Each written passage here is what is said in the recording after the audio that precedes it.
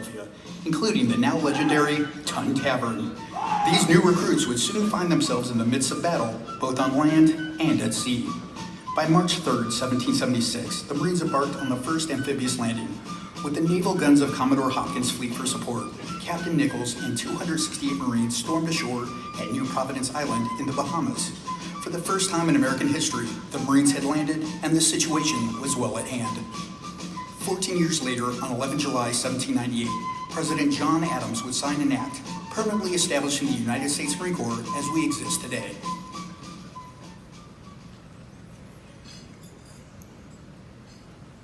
November 1848, Colonel Archibald Henderson, the grand old man of the Marine Corps, had been the commandant since 1829. In 1837, Colonel Henderson became the Marine Corps' first general officer. In 1840, he would introduce new uniforms for the Marines, which would serve throughout the end of the Mexican-American War and the years leading up to the Civil War. Along with the service dress uniform, Henderson prescribed a fatigue uniform of sky blue. Operations in the Florida Everglades during the Second Seminole War had taught the Marines that the adoption of a fatigue dress for field service was much more practical than the service dress uniform. In 1846, the United States would declare war on Mexico. For 2 years under Colonel Henderson's guidance, the Marines were the tip of the spear.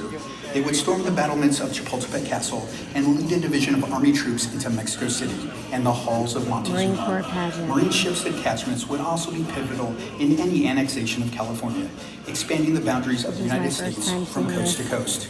Isn't that crazy? 10 November 1861, Civil War, a dark time for all Americans. Not only was our country split, so was the Corps. The United States Marine entered the war crippled by the loss of many of its best officers. 1/3 of the Corps' leaders departed for the Confederacy. War would officially break out in April of 1861. By July, a Marine recruit battalion was being trained in Washington, meeting the demands of the rapidly expanding U.S. Navy. However, before training had been completed, these Marines would be sent to fight in the first major land engagement of the war. As the war progressed, the Marines would focus on naval operations afloat and ashore, executing several successful landings that put the teeth into the Union blockade. The Marines would continue to take part in naval engagements at sea and along the American coast and major waterways. They included actions in the Gulf and the Mississippi Valley. The operations leading to the capture of New Orleans and against the coastal defenses along the Atlantic seaboard, all culminating in the last big naval operation of the war, the capture of Fort Fisher, North Carolina in January 1865.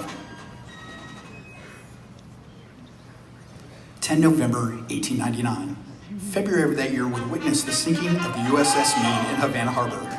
Although the war with Spain would only be a short-lived but monumental 3 months, it would thrust America and the Corps into the world stage. When the U.S. went to war with Spain, the Marines again were the first to land in enemy territory. At Guantanamo Bay, exposing himself to enemy fire, Sergeant John Quick signaled U.S. ships to redirect their bombardment at Cusco Wells. He would receive the Medal of Honor for his actions. Marines would serve throughout the Caribbean islands and with Admiral Dewey in the Battle of Manila Bay in the Philippines. The end of the war would see the United States gaining new territories in both the Caribbean and the Pacific. Almost immediately, the Marines would become embroiled in putting down an insurrection in the Philippines. The conflict with the Filipino rebels lasted the next several years, establishing the first official Marine regiments and brigades to conduct a pacification campaign throughout the island chain.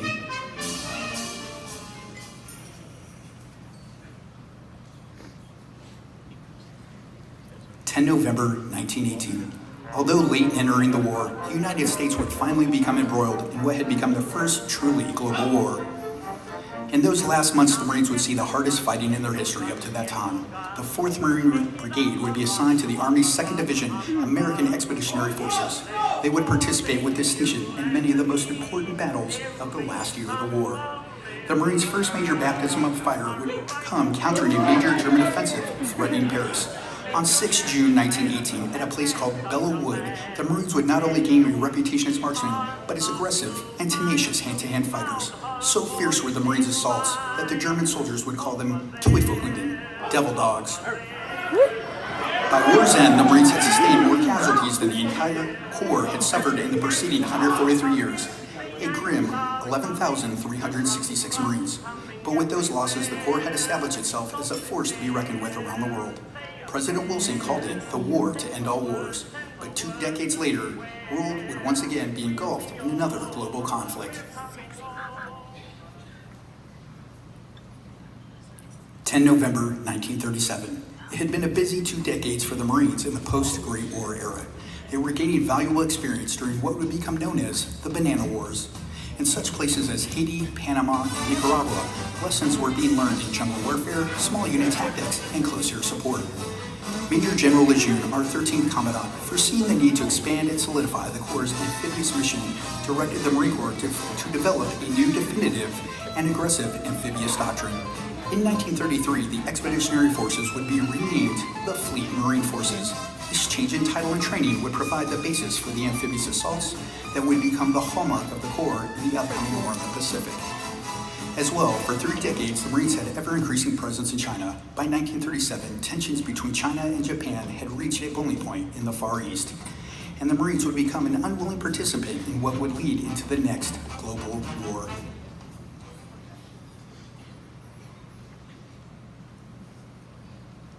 November 1944. The world was once again at war. On December 7, 1941, the United States would again be drawn into a global conflict when Japan attacked our naval base at Pearl Harbor, as well as assaulting American holdings throughout the Pacific. With the Army focusing its primary efforts against Germany and Europe, the Marines would be on the sharp end against the Japanese in the Pacific theater. By 7 August 1942, the old breed of the 1st Marine Division landed on Guadalcanal, beginning the first major U.S. offensive action in World War II. During the next 3 years, Marines continued to demonstrate their amphibious expertise at places like New Georgia, Tarawa, Saipan, Tinian, and Peleliu. That November 10th, an end of the war could be seen on the horizon. However, during the first months of 1945, on islands like Iwo Jima and Okinawa, the Marines would see some of their toughest fighting. Admiral Nimitz summarized the action of the Marines at Iwo Jima when he said, "Uncommon valor was a common virtue." Another major contribution to the Marine success in World War II was made by the Marine Corps Women Reserve. Formed in 1943, the Women Marines adopted the motto, "Free a Marine to Fight." When Lieutenant General Holcomb, our 17th Commandant, was asked if women Marines would have a nickname like Navy Waves, the Commandant replied, "They wear the Eagle Globe and Anchor. They are Marines. Call them Marines." By the end of the World War II, over 20,000 Marines had served in the Corps.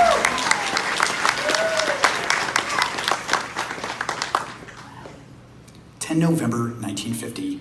In the years immediately following the Second World War, a new kind of ideology, which would become known as the Cold War, was quietly growing.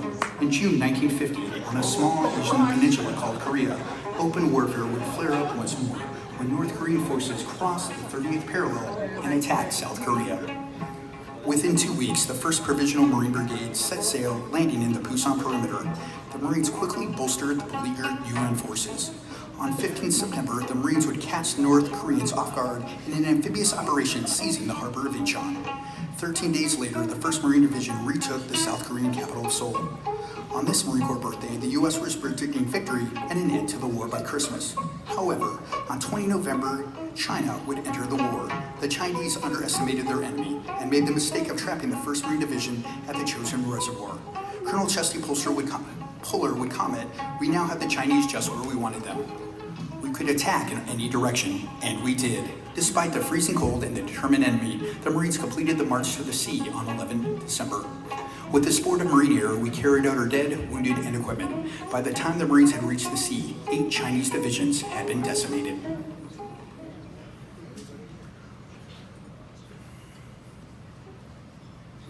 November 1965.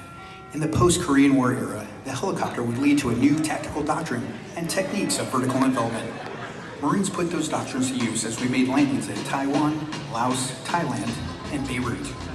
By the early 60s, the Cold War would turn hot again in another small Southeast Asian country called Vietnam.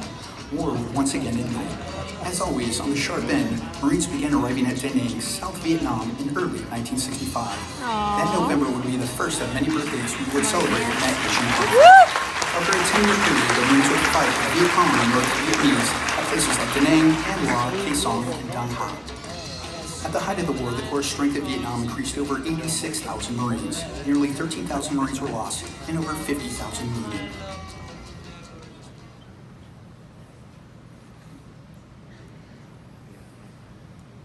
November 1983.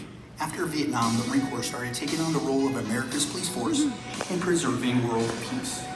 New unrest was building in the Middle East and throughout the world. A new kind of war started to occur: terrorism. In 1983, Israel and the Palestine Liberation Organization erupted into open warfare in Lebanon. I love it. At the same time, 1,000 American hostages had been taken during factional fighting on the small island of Grenada. The Marines, as part of a combined service force, would rapidly subdue the insurgent force in Grenada, freeing the U.S. citizens. Unfortunately, on 23 October 1983 in Beirut, 220 Marines, along with 21 other service members, would become casualties in a suicide terrorist bombing. Lance Corporal Jeffrey L. Nashon summed up the feeling of all Marines when her 27th Commandant, General P.X. Kelly, visited him in the hospital after the bombing. Too injured to talk, he motioned for a piece of paper and a pencil and wrote those simple yet eloquent words, Semper Fi.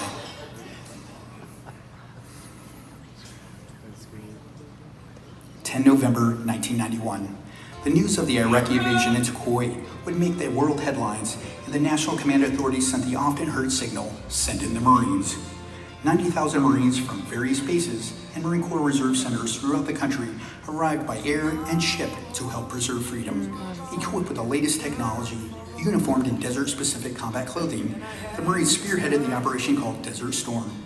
Through superior training technology, and most of all esprit de corps, the Iraqi invaders were subdued in a mere 100 hours.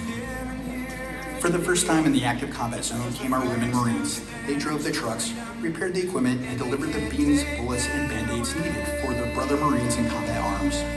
From Riyadh to the streets of Kuwait City, the women Marines, working side by side with their male counterparts, performed with the same valor and professionalism established by all who have borne the title United States Marine.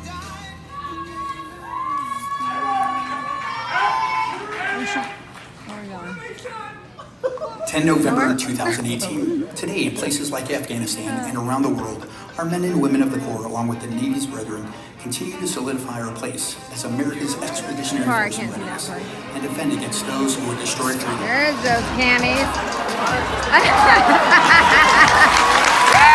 As we pause to celebrate the birthday of our let us not forget those Marines who are deployed in concert and on the forward edge of our nation's defense throughout the world, on land, at sea, and in the air.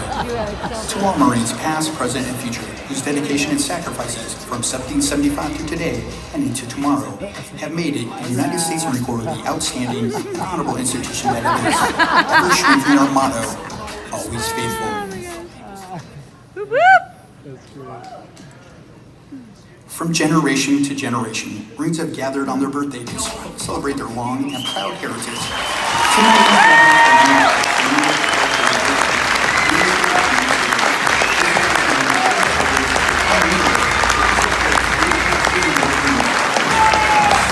I was the first one to stand up. Are you taking pictures?